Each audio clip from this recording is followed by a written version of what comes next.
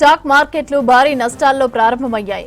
America, Iran ఉద్రిక్తతల అనిశ్చితులు, ముడి చమురు ఆందోళనలు స్టాక్ మార్కెట్ను వదలటం లేదు. దీంతో నేటి ట్రేడింగ్లో సూచీలు నష్టాల్లో కదలాడుతున్నాయి.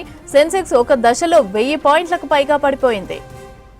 ఉదయం 9:29 సమయంలో సెన్సెక్స్ 825 పాయింట్లు క్షీణించి 74,387 వద్ద ట్రేడ్ అవుతోంది.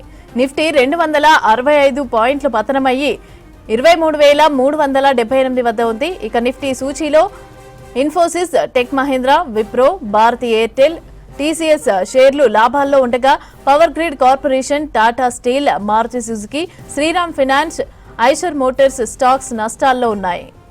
అమెరికా డాలర్తో పోలిస్తే మన రూపాయి రికార్డు స్థాయిలో బలహీనపడింది. ప్రస్తుతం రూపాయి ఎక్స్చేంజ్ విలువ ₹96.20గా ఉంది. ముడి చమురు ధరల భారం, పెరిగిన వాణిజ్య లోటు, అదేవిధంగా విదేశీ మదుపర్ల అమ్మకాలు, ద్రవ్యోల్బణం మన కరెన్సీపైన ప్రభావం చూపిస్తున్నాయి.